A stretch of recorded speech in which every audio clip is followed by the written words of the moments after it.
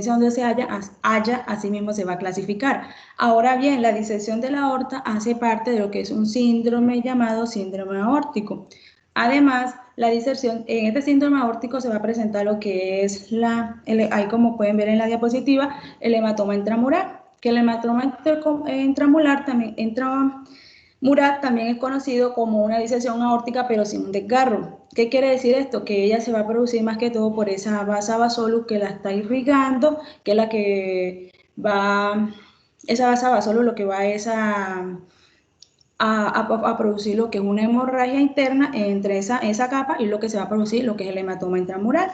Y por otro lado vamos a tener, como en la diapositiva, lo que es la úlcera penetrante. Lo que esta va a hacer es que la capa arteriosclerótica de la aorta que va a estar allí, lo que va a hacer es que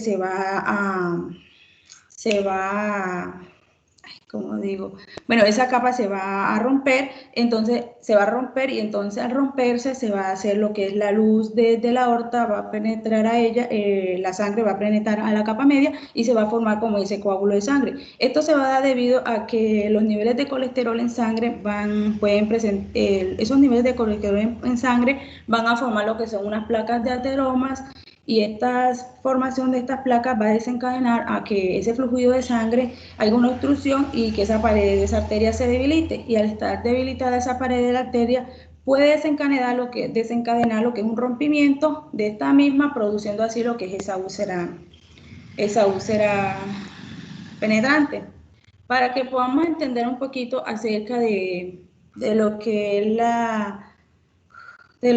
la enfermedad que le estoy presentando ahorita mismo, vamos a hablar de lo que es la histología. Bueno, vemos que en la histología de las arterias, ellas van a tener lo que son 3 capas. En la capa íntima, que es la capa más delgada, que está formada por un tejido de colágeno, está formada también por lo que son mibrofilamentos y células de la muscular lisa, que se van a encontrar recubiertas por células del endotelio.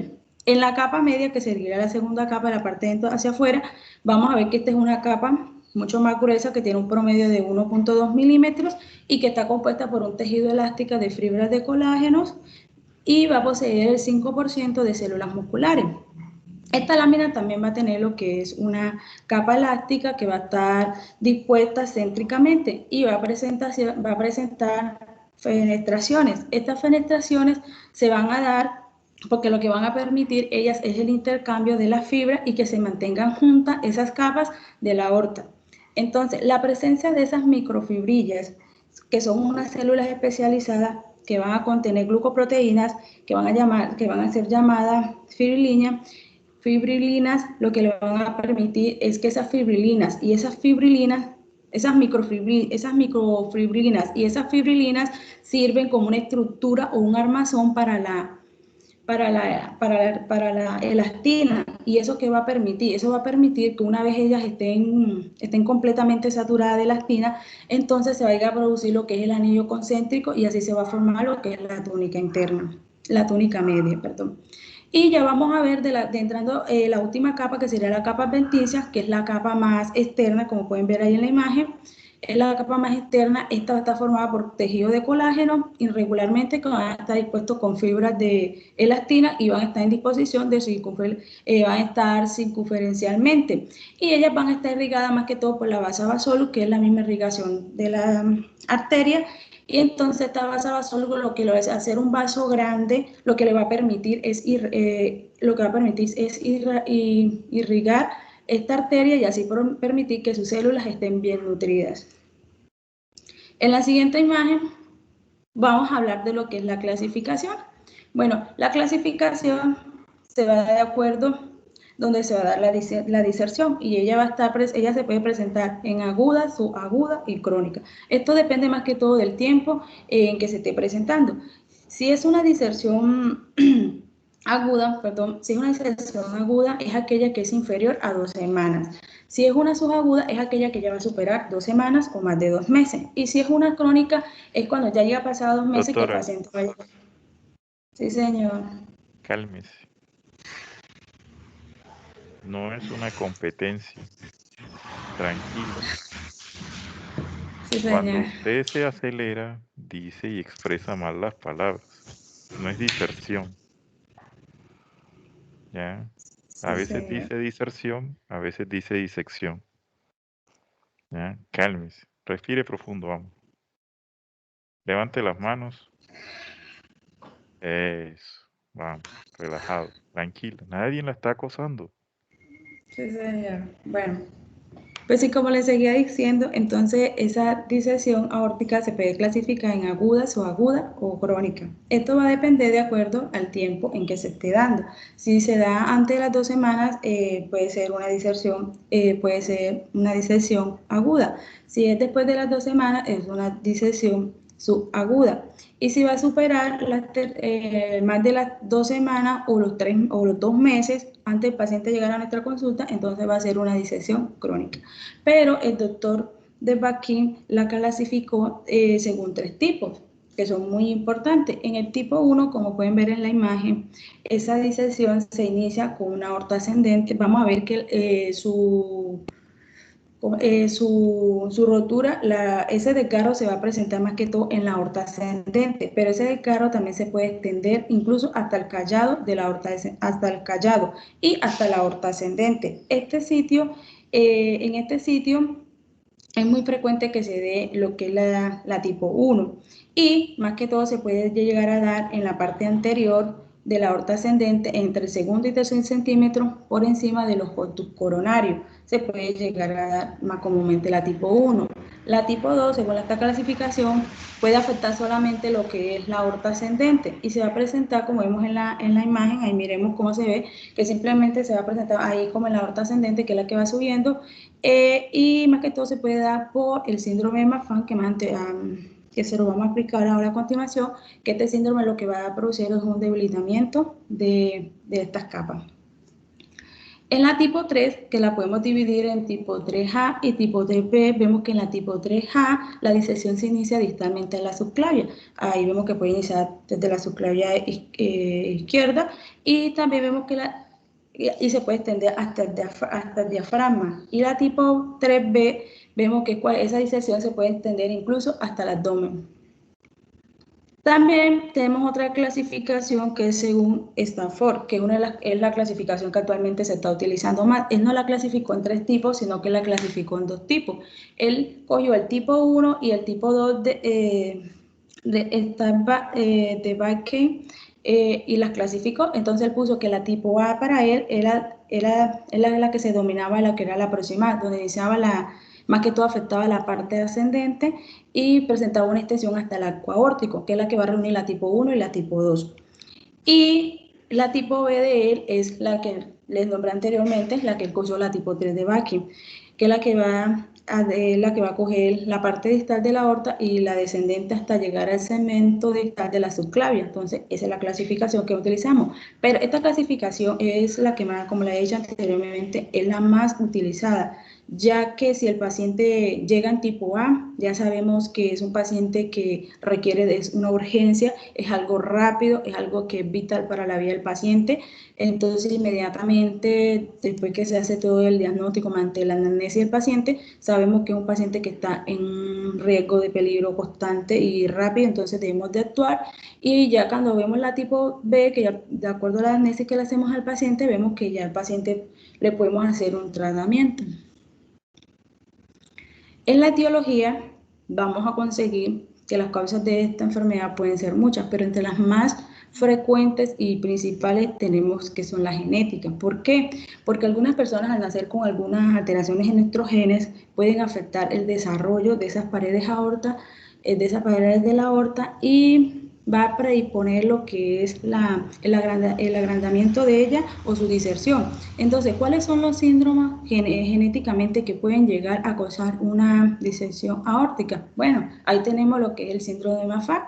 Ahora, como les había dicho anteriormente, este síndrome de Marfan, ¿qué es? Es una enfermedad hereditaria del tejido conectivo. ¿Qué va a causar? Va a causar una mutación. Doctora, cálmese, cálmese. Es como si yo sé que les puse límite de tiempo, pero usted sí se tiene que tirar toda la mañana hablando de disección aórtica. Tranquila, nadie que va bien. Está diciendo a 55.545 palabras por segundo. Bueno, pues sí, el síndrome de Marfan es una enfermedad hereditaria, como les había dicho. Bueno, este síndrome lo que va a afectar es el tejido conectivo por una mutación en la proteína de la matriz extracelular de las fibrilinas, y esto va a estar más que todo alterado en en un cromosoma, que es el cromosoma 15. Al estar afectado este cromosoma, lo que va a hacer es que va a afectar ese tejido conectivo, es decir, que esas fibras de sostenimiento que van a sujetar a órganos, a otras estructuras, como en este caso las estructuras de la aorta, que va a producir alteraciones en el colágeno, que es una característica de esta enfermedad. Entonces, al estar alterada esta enfermedad, si al estar alterada estas fibras de colágeno, lo que va a causar es que pierda elasticidad la capa media, y esto puede producir lo que es una debilidad, y también puede llegar a producir lo que incluso es una necrosis. De más adelante en la fisiopatología cómo se va a degenerar esa pared. ¿Qué más le podemos decir? El síndrome de Marfan, como les había dicho anteriormente, este síndrome de Marfan va más que todo a afectar lo que es la clasificación tipo 1 y tipo 2 de Baike, o la tipo A de Stanford. Vemos que otro síndrome muy característico de esta enfermedad genética es el síndrome de Ehlers-Danlos. Bueno, este síndrome más que todo es un problema hereditario también, y va más que todo a afectar el tejido conectivo. ¿Qué pasa cuando se afecta ese tejido conectivo? Puede provocar la ruptura de las paredes de los vasos sanguíneos, y esto puede ser cualquier vaso sanguíneo de nuestro cuerpo, no solamente la aorta. Sí puede ser las arterias principales, porque se va a dar en arterias principales, como en este caso la aorta, pero también se puede dar en otras regiones del cuerpo que esté irrigando a grandes órganos. Otra causa que va a permitir que se dé este síndrome, esta enfermedad, son la presión arterial muy frecuente, que es algo que nosotros tenemos que aprender a manejar, cuidarnos mucho desde ahora, desde joven, iniciar a practicar lo que es una buena salud, una buena alimentación, días de ejercicio, todo aquello que pueda tratar de evitar que nosotros podamos tener una alteración, una presión arterial alta, algo que no sea genéticamente. Es esto. ¿Por qué? Porque aunque nosotros lo veamos como algo normal, con medicamentos y todo, es algo muy dañino para nuestro organismo, ya que cuando nosotros tenemos una presión arterial alta, esto lo que va a permitir es, o lo que nos va a causar, es un estrés en nuestra pared de la aorta, en este caso, y con el tiempo puede llevar a un debilitamiento de esas células de la pared externa de la aorta, que son las vasovasolos. Entonces, cuando esta pared se debilita, ¿qué va a pasar? Ellas van a producir lo que son, o sea, cuando esta vasovasolo tiene problemas debido a esta presión arterial, va a producir lo que son isquemias en la pared media de la inserción de esta. Entonces, este factor es muy frecuente y va a estar asociado con la hipertensión. Entonces, ¿qué va a pasar con esta hipertensión? Ellas van a acelerar lo que es el proceso de generación anormal de esta capa media, y esto lo que va a permitir es que haber una hipertensión constantemente en un paciente. Entonces, esa sangre que debe fluir constantemente de la aorta hacia todo lo que es el cuerpo, pues ya no lo hace de forma normal, sino que lo hace con una presión mucho más alta, y esa presión lo que va a permitir es que le pegue fuertemente a las paredes de la aorta. Cuando esa sangre fuerte va pegando en las paredes de la aorta debido a esa hipertensión arterial, lo que va a causar es un debilitamiento y una agrietación, y es ahí donde se van a producir los desgarros de la pared media, de los desgarros de la pared de la íntima, debido a la presión que va ejerciendo esa sangre fuertemente sobre esa pared. Los traumatismos son una de las principales causas que llevan a los pacientes a urgencia debido con esta complicación. ¿Por qué? Porque cuando normalmente un paciente sufre un accidente, más que todo automovilístico, los pacientes siempre tratan de sufrir el golpe en el pecho, y ya sabemos que nuestro corazón está en esta parte del tórax. Entonces, recibir el golpe aquí directamente hacia el tórax, lo que puede llegar a causar es un traumatismo como el de esta enfermedad. Entonces, ¿qué va a permitir? Puede ser que cause un desgarramiento, pero ¿qué va a pasar? Al pasar el golpe, puede que esas paredes se agrieten, y haber agrietamiento puede causar lo que es la diserción aórtica, puede también causar lo que es el síndrome aórtico agudo. Referente a lo que es las drogas ilícitas, también es un factor muy importante, el cigarrillo, la cocaína, todas esas sustancias alucinógenas, ya los profesores nos han dicho y también nuestros conocimientos, que son sustancias que van a dañar nuestro organismo y entre todo eso pueden dañar las arterias. ¿Por qué? Porque ellas van a permitir que haya una alteración en la que se suba la presión arterial y eso va a permitir que, como ya le he dicho, si hay una presión arterial constantemente va a permitir un debilitamiento de la pared causando estas enfermedades cardíacas. Si seguimos con la fisiopatología, en la fisiopatología vamos a encontrar que está... ¿Sigo, doctor? Si se calma, puede seguir. Sigue, sigue. Bueno, en la fisiopatología, ¿qué es lo que va a causar que esta enfermedad esta fisiopatología? Bueno, la fisiopatología de ella se va a dar, es muy importante lo que yo les había dicho, la hipertensión arterial. ¿Por qué? Porque, ¿qué va a pasar con la hipertensión arterial? Que esto es lo más importante que hemos de tener en cuenta. Al ver una hipertensión arterial va a haber engrosamiento de la íntima. Cuando esa íntima se empieza a engrosar va a haber lo que es una fibrosis. Al ver esa fibrosis va a haber lo que es va a empezar a ver lo que es o sea, va a iniciar lo que es la matriz extracelular a degradarse. Cuando ella se inicia a degradar, va a producir lo que es una elastólisis y esa elastólisis lo que va a producir es una degeneración o una necrosis de la capa media. A ver ya una necrosis de la capa media, ¿qué va a permitir? Lo que va a causar es una ruptura de la capa íntima. Entonces, todo esto toda esta sangre que debería de ir hasta nuestras extremidades, hasta nuestros organismos, ya se va a ir hacia un falso canal debido a este desgarro que se produjo. ¿Y por qué se produce el desgarro? Porque ya sabemos que si hay una hipertensión alta va a haber una fibrolisis, esa fibrolisis va a degenerar lo que es a causar necrosis de esa pared. Entonces, bueno, cuando hay... Bueno, ¿qué más podemos decir? Bueno, en la distensión también se puede ver que cuando... Bueno,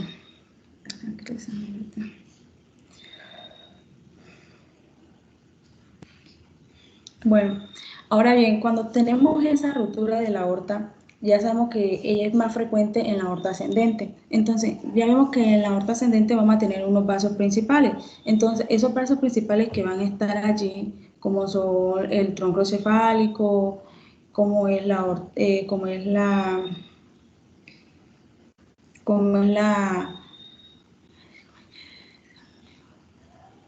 subclavia izquierda y como son las carótidas, entonces al haber una ruptura en la aorta ascendente lo que vamos a tener es una isquemia cerebral. ¿Por qué va a haber isquemia cerebral allí? Porque esa disección no va a permitir que llegue la sangre que debe llegar hacia esas arterias y irrigue a lo que es el cerebro. Al no estar irrigado lo que es el cerebro, no está irrigado lo que son estos órganos, entonces van a tener lo que es una demanda de oxígeno y a ver lo que es poco oxígeno puede llegar a producir lo que son enfermedades cardiovasculares, como más adelante se las vamos a explicar. También vemos que en esta fisiopatología, también vamos a ver que vamos al no tener un flujo constante a no tener un flujo constante en estas a no tener un flujo constante que permita que llegue la sangre a todo el cuerpo, ¿qué va a pasar?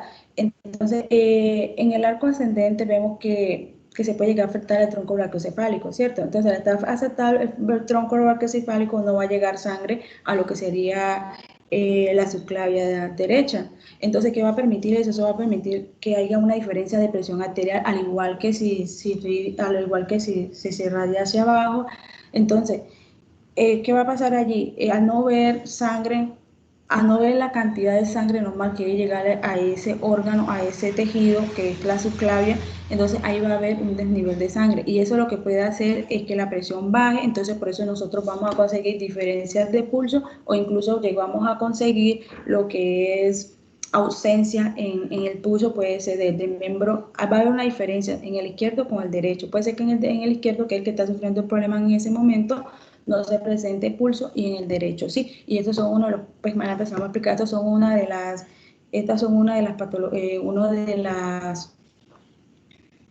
de las causas que a nosotros nos da indicios de que puede ser disección aórtica.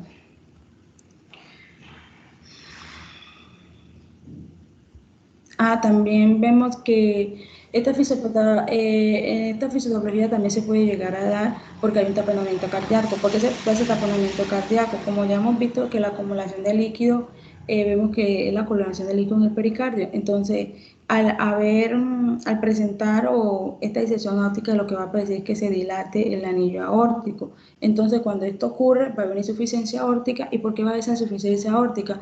Porque al dilatarse la válvula aórtica y al no poder resistir lo que son las presiones, pueden haber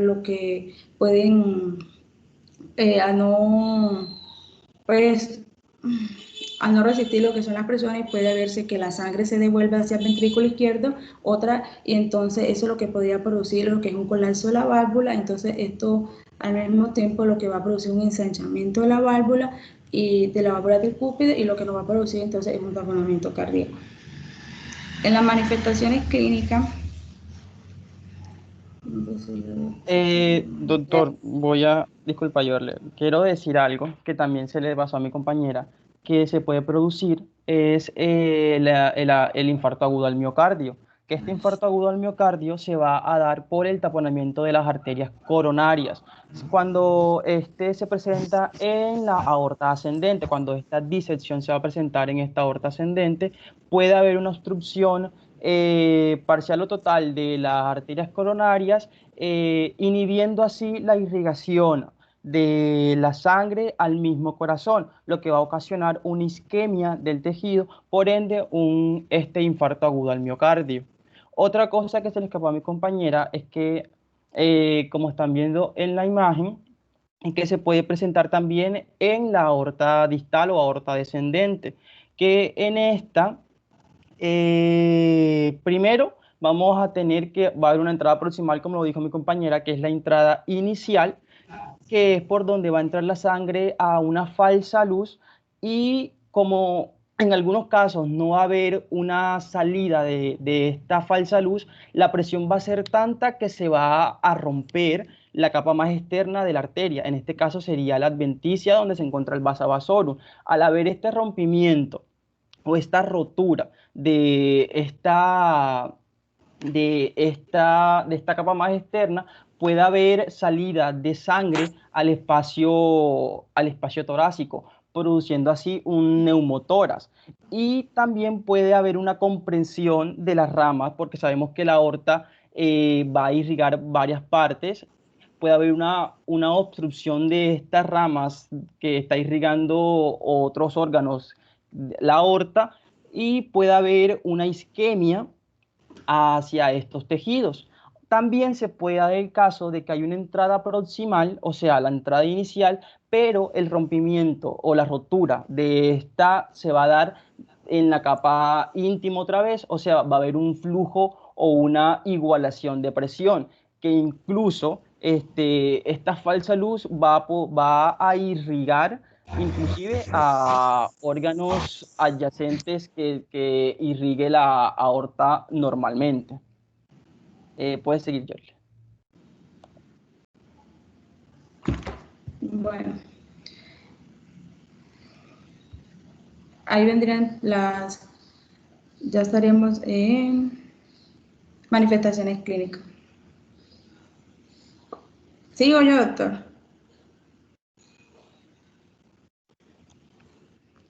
¿Por qué me pregunta eso? Que se dividieron el tema mitad y mitad. No, doctor, sino que ya le faltan poquitas diapositivas, entonces no sé si mi compañero Por vaya a ver. eso, su compañero Bueno. se aprendió de la 1 a la tal y No, usted se aprendió todo igual. Listo, sigo. En las manifestaciones clínicas. Bueno. En las manifestaciones clínicas, lo principal que se va a dar aquí es lo que nos puede llegar a sospechar nosotros de que la persona va a tener una disección aórtica, es un dolor agudo desgarrante. El paciente nos va a llegar manifestando que tiene un dolor así como que algo que se le desgarra, algo fuerte aquí en el pecho. Entonces, esa presión que va a ser la arteria, que va a estar comprometida, que es la arteria ascendente, es lo que le va a producir lo que es ese dolor retroesternal. Entonces, a medida que va avanzando el dolor, se puede ir irradiando y eso puede convertirse en lo que es ese dolor, y ese dolor se va a convertir en un dolor, pero se va a irradiar en la parte escapular y en la parte abdominal si la diserción baja hacia la parte abdominal. Es un dolor muy típico debido a que los pacientes siempre manifiestan ese desgarro pulsante, ese dolor así como lacinante, que incomprensible, que siempre va a mantener esa misma frecuencia desde que inicia. Entonces, ese dolor va a generar que las paredes de la aorta, que es algo que, las paredes de la aorta tenemos algo que se llaman los receptores, llamados receptores, no sé, si van a tener unos receptores, que esos receptores son los que van a estar encargados de detectar un estímulo doloroso. Entonces, esos nociceptores que van a determinar esas terminaciones nerviosas libres que están en el cuerpo de las células de los ganglios, lo que van a hacer es que esas raíces dorsales con terminaciones de las astas dorsales de la médula espinal, lo que va a producir es que en esa médula espinal de esos neuroreceptores se libere un mensaje a través de esa liberación a través de la liberación de los neurotransmisores del dolor. Entonces, cuando se libera esos neurotransmisores, el dolor se va a activar, esos neurotransmisores del dolor, entonces se va a activar lo que es la neurona del segundo orden de la vía. Entonces esos receptores van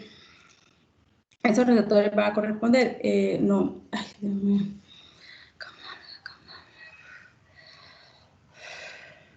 Bueno, al haber la liberación de esos neuroreceptores del dolor, van a activar lo que es, activan las neuronas del segundo orden vial de los receptores correspondientes. Entonces, esa neurona va a cruzar lo que es la médula espinal al lado contralateral y va a viajar hacia el asta estimotalámico para alcanzar lo que es el tálamo. Entonces, una vez en el tálamo, ella se va a activar y esa neurona del tercer orden va a viajar hacia la corteza somatosensorial, la cual va a percibir el dolor. Entonces, cuando ella percibe este dolor, entonces ahí es donde nosotros como los pacientes va a manifestar ese dolor que se va a transmitir hacia la parte de la escápula, que es algo que nos hace inmediatamente a nosotros sospechar de esta manifestación. En las manifestaciones neurológicas Sigue vamos a su ver. compañero. Una recomendación, doctora, o sea, la vocalización de cada una de las palabras que hace está relacionada con la ligereza con la que usted habla. Por eso le estoy insistiendo en que tiene que calmarse. O sea, no la estoy viendo en estos momentos personalmente, pero le podría decir que usted tiene una presión arterial de 190 de sistólica seguramente y una frecuencia cardíaca de 500 por minuto. Si ustedes prepararon este tema, ya lo estudiaron a fondo, que se nota que lo han hecho, tiene que mostrar más seguridad, porque cuando usted muestra inseguridad pasa lo que le está ocurriendo. Se le escapan detalles, no puede expresar bien las palabras y se enreda usted sola. Mire que yo he estado callado. Las únicas veces que yo le he interrumpido a usted es para aclararle 2 palabras y para decir que se calme. Sí, doctor, eso es algo que tengo que aprender a manejar. La verdad que así me sepa el tema, se me alteran los nervios, no sé por qué. Y eso me entristece porque a veces puedo hacer la exposición y no sé. Pero bueno. Bueno, siga, doctor. Ya me estoy viendo. Sí. Bueno, entonces mi compañera quedó por las manifestaciones neurológicas. Estas manifestaciones neurológicas las vamos a tener debido a que ella explicó que cuando hay una obstrucción de la aorta ascendente, tenemos obstrucción también de lo que es el tronco brachiocefálico. El tronco brachiocefálico va a dar rama a lo que es a la subclavia derecha y también a la carótida común derecha. Esta carótida común derecha va a irrigar partes importantes a nivel de órganos como el cerebro. Entonces, al no haber una irrigación adecuada de sangre en el cerebro, pueden haber manifestaciones neurológicas como un síncope, o sea, un desmayo, que muchas veces va a estar causada por el mismo dolor que está ocasionando esta afección, como también la no llegada adecuada de flujo sanguíneo al cerebro. Otra cosa que vamos a tener aquí es la asimetría del pulso y o pulsos ausentes. Mi compañera también lo había explicado. Asimetría de pulso, ¿por qué? Si es en la aorta ascendente que vamos a tener esta disección a nivel de la aorta, vamos a tener asimetría en el pulso derecho o en el pulso radial derecho.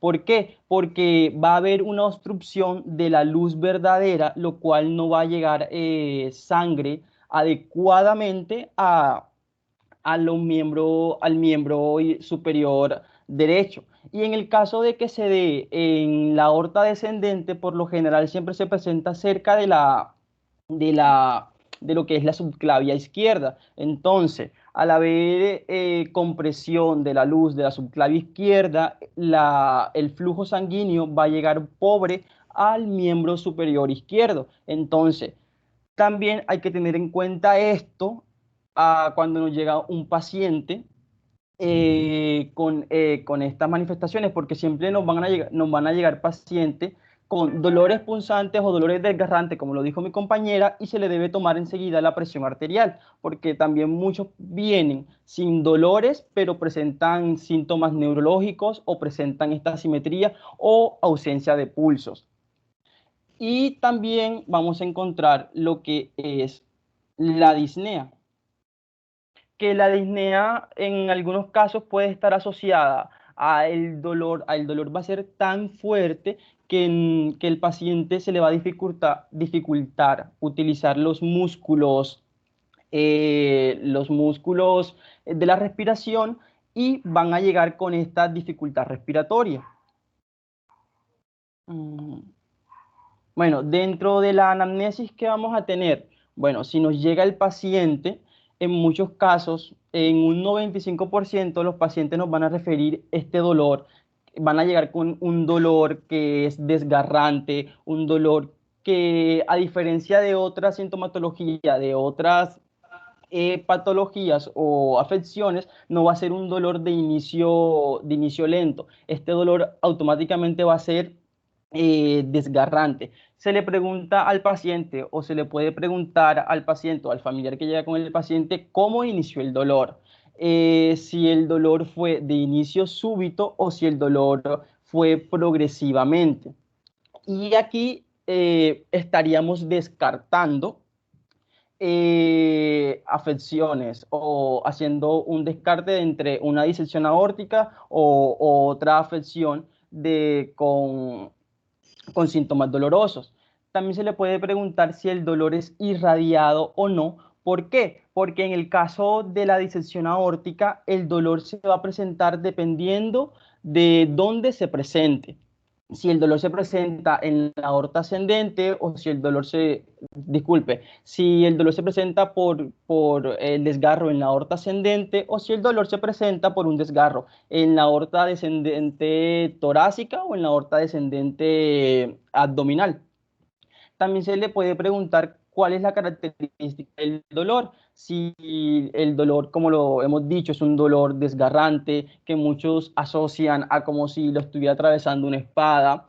Si el dolor, si el dolor fue de inicio lento, progresivo, ya estaríamos descartando otra afección. También se le puede preguntar desde cuándo lo viene presentando, porque como lo dijo mi compañera, tenemos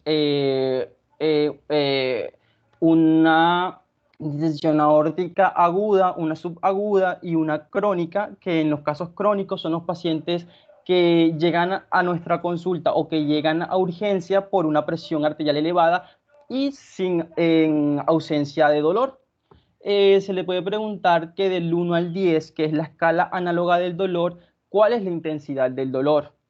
Se le puede preguntar también con qué frecuencia le da el dolor. Y también se le puede preguntar si ha presentado algo diferente al dolor. como es el síncope, que ya expliqué por qué se presentaba el síncope, o otra cosa. En el examen físico, bueno, a la inspección vamos a encontrar un paciente cianótico en miembros superiores y miembros inferiores. ¿Por qué vamos a encontrar esta cianosis? Por la obstrucción, ya sea en la aorta ascendente, que lo expliqué, que va a ocasionar una obstrucción en la luz de la subclavia derecha, o en la aorta descendente, lo que va a ocasionar una obstrucción en la subclavia izquierda, lo cual a los tejidos más distantes, en este caso manos, no va a llegar el oxígeno suficiente, por lo mismo este color azuloso en los dedos.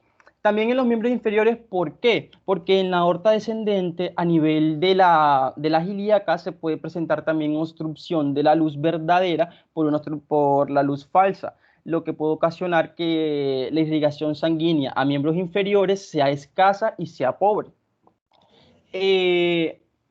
Acá también vamos a encontrar lo que es la disnea. Esta disnea se va a presentar porque el paciente, como lo dije, puede presentar un dolor y no va o va a tratar de utilizar los músculos accesorios, pero el dolor va a ser tanto que se le va a dificultar. Ahora también se puede presentar porque el corazón está trabajando de más para suplir esta demanda, ya sea de miembros superiores o de miembros inferiores, y se va a producir un agrandamiento del ventrículo izquierdo por el sobretrabajo o el trabajo excesivo de este.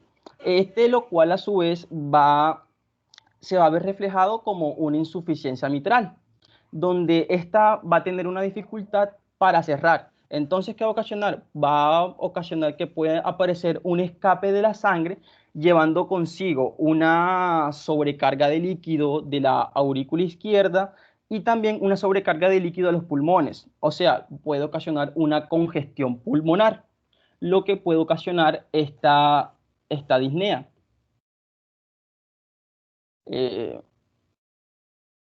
bueno, a la palpación lo que vamos a encontrar es ausencia o disminución del pulso radial. Puede ser unilateral.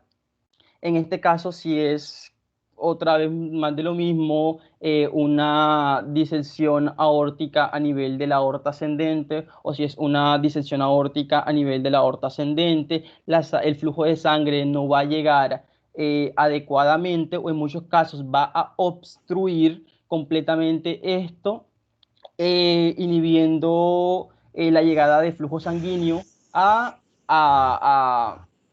pues a los miembros superiores, también a los miembros inferiores, porque vamos a encontrar una ausencia o disminución del femoral y también una ausencia o disminución del carotidio en el caso de que la obstrucción sea a nivel del tronco brachiocefálico. A la auscultación que vamos a encontrar, podemos encontrar un soplo o insuficiencia aórtica. ¿Por qué se produce esto? Esto se va a producir por, como lo dijo mi compañera en la fisiopatología, puede haber un agrandamiento del anillo aórtico. Este agrandamiento del anillo aórtico lo que va a producir es que las valvas o las válvulas aórticas se debiliten. Al debilitarse, cuando el ventrículo izquierdo eyecta la sangre, sabemos que para pasar a los demás tejidos, tiene que pasar por la aorta. Entonces, al eyectar este ventrículo la sangre, va a haber una presión o va a haber una contrapresión sobre las válvulas, por lo que se van a cerrar. En este caso, estas válvulas van a estar tan insuficientes que la sangre se va a devolver por medio de estas válvulas. O esto también, en otros casos, se va a deber a lo que es una afección genética que se llama valva bicúspide, que puede ocasionar que la sangre se devuelva. Esto, a la auscultación, lo que se va a presentar es como un soplo. Y ya, doctor. Gracias.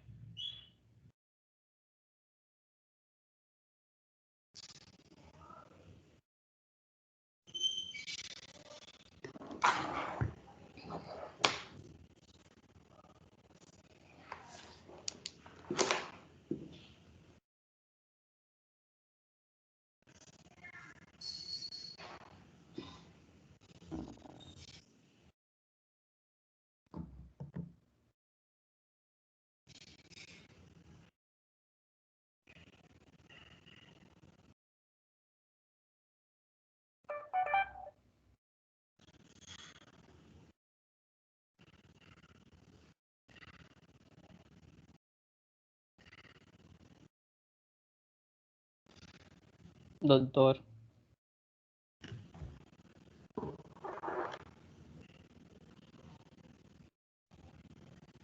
Ok.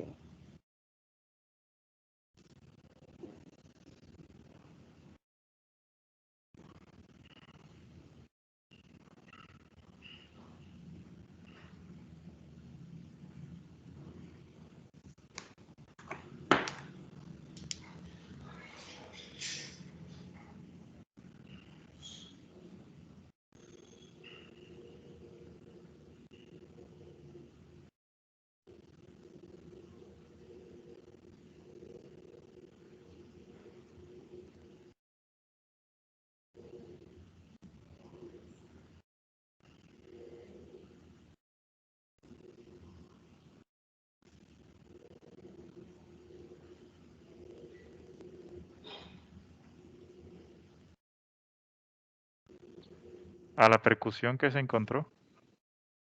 Ya lo pongo. A la percusión. Sí.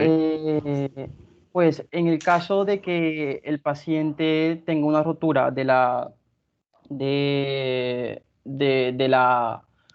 aorta descendente, yo dije que puede ocasionar lo que es el neumotórax. Entonces va a haber líquido en la cavidad torácica y a la percusión se puede escuchar Espere.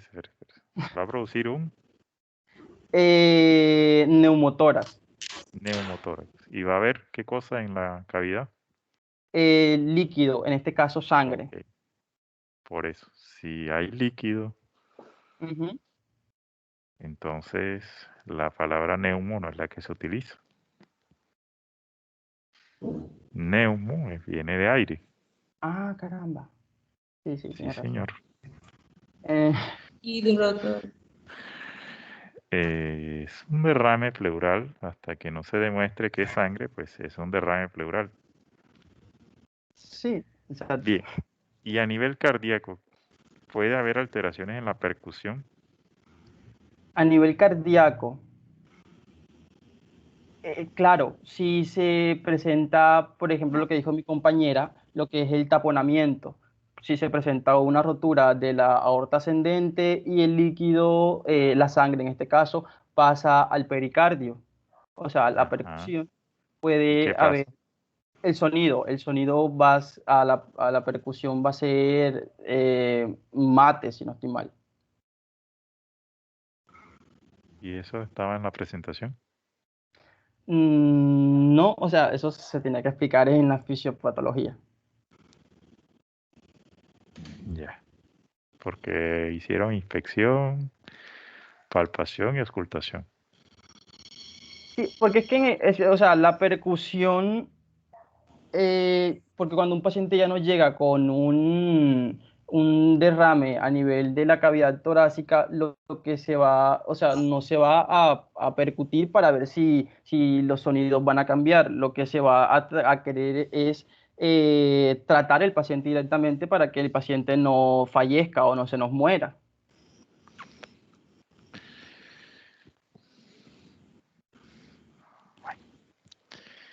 Y a la auscultación, el soplo. Y Sí. partiendo del hecho de que el paciente tiene una insuficiencia aórtica, ¿qué otros datos podemos encontrar en el examen físico? En el examen físico, eh, pues podemos encontrar también con la insuficiencia aórtica, ya lo dije, lo que era puede ocasionar disnea. eh, el paciente puede venir eh, encorvado por el dolor. En, También y puede presentarse lo que piel pálida en el paciente, a veces fría, con sudor, o sea, a veces con sudoración. exactamente. Bueno, cuando se aborda un tema y se comienza a hablar de otro, pues es bueno que hablen de otro. Creo que esa recomendación la hice ayer y la he hecho todos los otros días. ¿Por qué? Porque yo les voy a mostrar algo de un paciente que yo tuve acá. Déjenme comparto la pantalla para que ustedes lo puedan ver.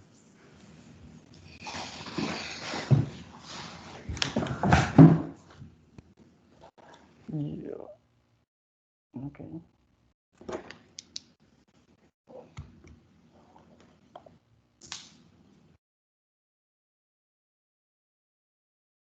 ¿Lo pueden ver?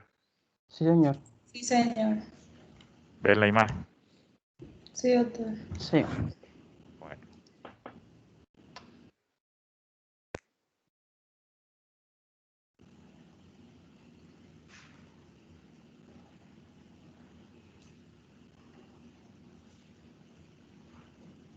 Discúlpenme un segundo.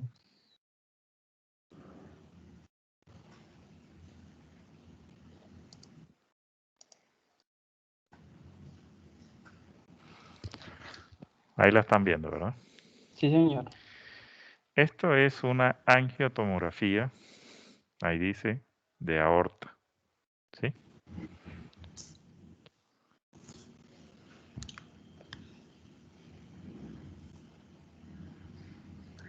Tengo un problemita acá. Listo, bien. Yo les voy a mostrar, este es el gold estándar de diagnóstico de la tomografía, de la disección aórtica.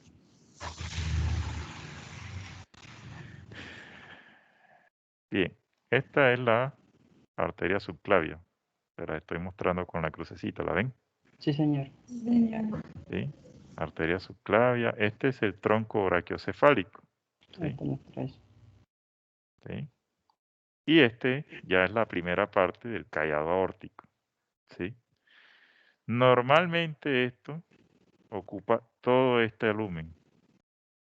Si ven una sombra gris ahí Sí, y una señor. sombra blanca acá. ¿Ya? Donde está lo blanco es donde está el contraste, que el contraste viaja por el torrente circulatorio. Y lo que está afuera, esto, es lo que se conoce como flap de disección, la falsa luz. Yo sigo bajando y sigue habiendo la misma sombrita, sigue que parece un choricito, parece una señor. salchicha ranchera.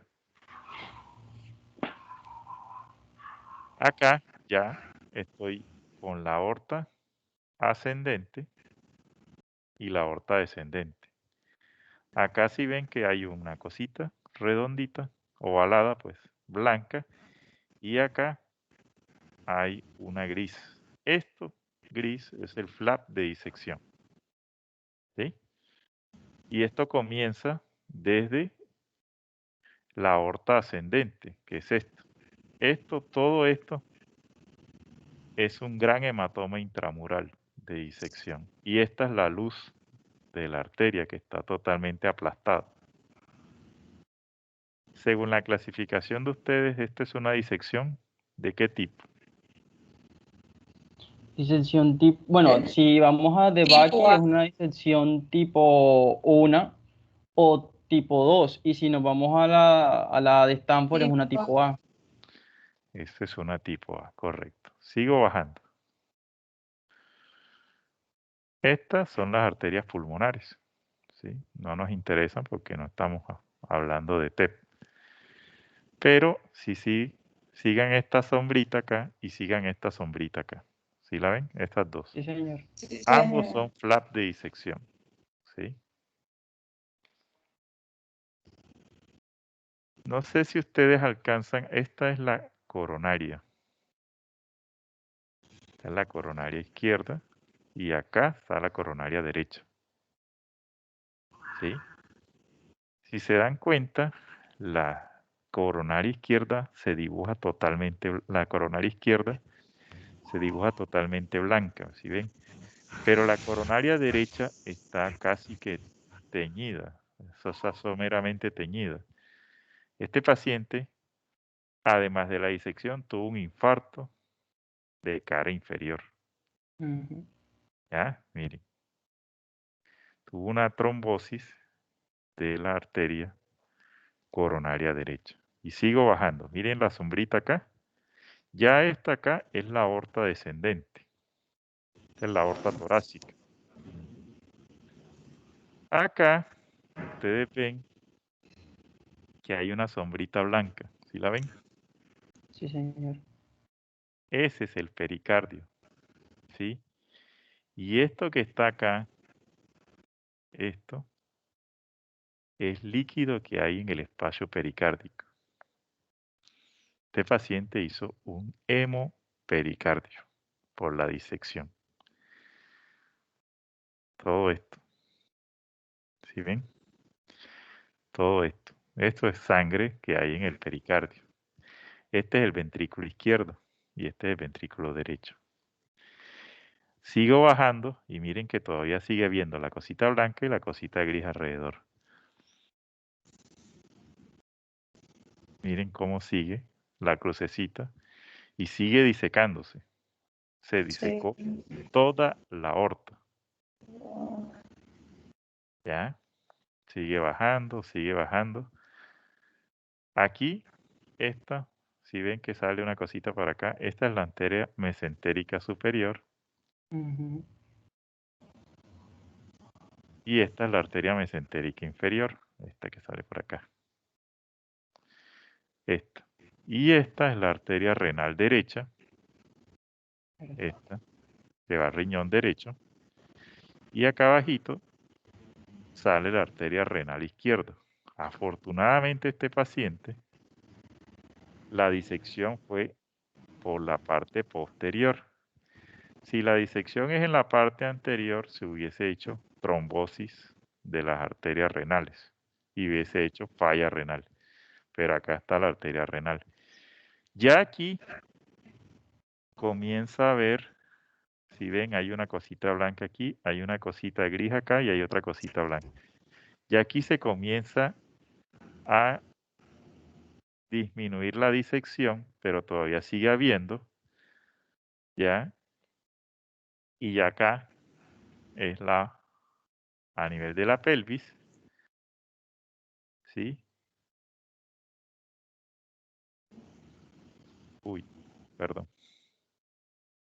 Doctor, una pregunta allí. Cuando ella se ocluye un poquito la luz y vuelve y se extiende, quiere decir que cuando la sangre que se va por la falsa luz a ver varias rupturas o varios desgarros, vuelve nuevamente a su canal y hace que la luz nuevamente se extienda un poquito más, ¿cierto?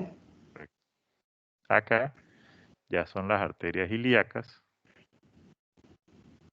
¿sí? Acá va la ilíaca derecha y acá va la ilíaca izquierda, ¿sí? Y acá ya está la arteria femoral y todas esas cosas, que eso ya es para las piernas. Pero si se dan cuenta, este paciente se le disecó toda la aorta. Hizo un infarto, hizo un hemopericardio. Afortunadamente no hizo ningún evento cerebrovascular, pero este paciente presentó complicaciones que ustedes estaban mencionando. Aquí les traigo un caso real. Este paciente lo tuve hospitalizado acá y me tocó mandarlo a otra ciudad para que le repararan la aorta. Porque además de eso, desafortunadamente acá en la imagen no se ve, el paciente hizo insuficiencia aórtica. ¿Cuáles son los signos de insuficiencia aórtica? Pulso Magnus, signo de Müller, signo de Muset, presión de pulso diferencial alta. Tenía una sistólica mucho más alta que la diastólica. ¿Ya? Eso es una de las cosas que caracterizan los pacientes con insuficiencia aórtica. Y acá les muestro, miren la reconstrucción 3D.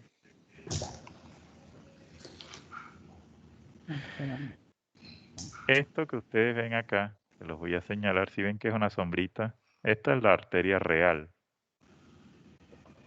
¿Sí? Esta es la arteria real. Todo esto blanquito es la arteria real. Miren que acá, este es el corazón real y esto que está alrededor es el hemopericardio, eso azulito que ustedes ven ahí. ¿Sí? Y acá, esto desde aquí, incluyendo acá, miren este lado también, de lado y lado, es toda la falsa luz. Todo esto. Hasta las arterias renales. ¿Sí? Todo esto. ¿Sí? Entonces, eso para que ustedes vean la característica de un caso real, no es hipotético, esto no lo inventé yo, de lo que es una disección tipo A, de un paciente que tuvo un infarto y que casi hace un infarto mesentérico, casi hace un infarto renal, que son complicaciones relacionadas y que por poco también hace un evento cerebrovascular. Afortunadamente no lo hizo. Pero son situaciones que se pueden presentar. Entonces, en la percusión obviamente va a haber alteraciones, porque puede haber matidez a la percusión del tórax, a nivel pulmonar, puede haber matidez a la percusión del corazón con aumento de la misma. Claro. Todos los signos de insuficiencia aórtica, y dependiendo del tipo de disección. Bueno, preguntas. Doctor, una pregunta. ¿El manejo de esos pacientes con disección aórtica es netamente quirúrgico? Sí.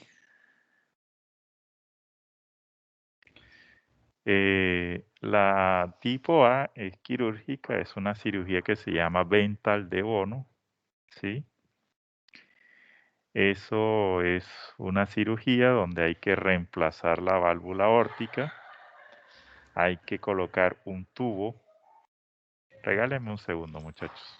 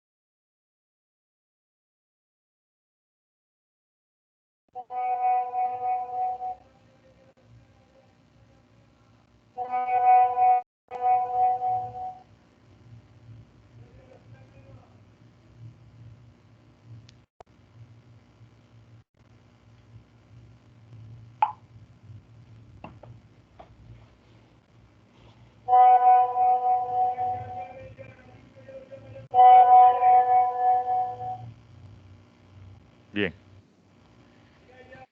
Como les decía, se reemplaza la válvula aórtica, se coloca un tubo de Dacron, que es un material donde se reemplaza la aorta ascendente y se reimplantan las arterias coronarias en ese tubo para que siga habiendo perfusión. Para la tipo B, a veces se hace una endoprótesis, ¿sí? Es una malla que se coloca por vía endovascular y refuerza la capa íntima de la arteria para que no se siga rompiendo, ¿sí? Ambos procedimientos, sí, son quirúrgicos porque eso hay que hacerlo en una sala de hemodinamia o en un quirófano. Cuando la disección es crónica y dependiendo de las comorbilidades del paciente, a veces se da manejo médico, ¿ya? Porque los riesgos son altos de complicaciones y si el paciente es muy añoso y tiene una función cardíaca deteriorada, pues son más las complicaciones que se van a agregar que los beneficios que se van a tener. Entonces, a veces se le da manejo médico. Esto es una patología mortal, ¿sí? La disección aórtica traumática es una causa de muerte en pacientes en colisiones vehiculares Y la disección aórtica espontánea, ¿sí?, puede producir la muerte del paciente por un infarto, por un evento cerebrovascular, por una trombosis mesentérica, por una trombosis renal, o se puede romper toda la aorta y el paciente fallecer en 1 minuto por shock hipovolémico. Lo importante de esto es establecer el diagnóstico, ¿sí? Lo importante es establecer el diagnóstico para establecer un tratamiento lo más pronto posible, ¿sí? ¿Preguntas?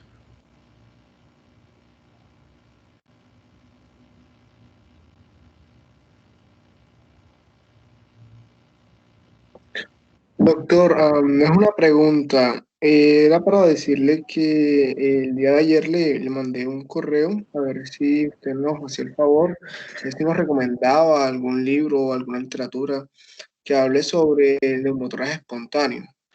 Ok, bueno. Yo en el transcurso del día le subo los libros, no se preocupe. Bueno, muchas gracias. Bueno, hasta luego.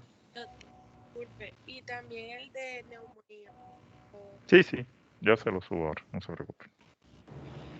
Una pregunta, doctor. Dígame. En la radiografía que usted mostró, el vaso se veía así como azul. ¿Eso qué indica? Eso es disección. También. Eso es un hematoma intramural. Okay. Esa es la disección. Lo azul que ustedes veían en la tomografía es la disección. Por ahí se metió sangre que rompió la arteria a través de la capa íntima y la capa media. Y también afectó al vaso. Correcto. Gracias. Bueno, muchachos, bien, más allá de la inseguridad de la doctora y su nerviosismo y todas esas cosas, en términos generales estuvo bien. Tienen un 4, muchachos. Gracias, doctor. Bueno, nos vemos mañana. Bueno, Hasta luego. hasta luego.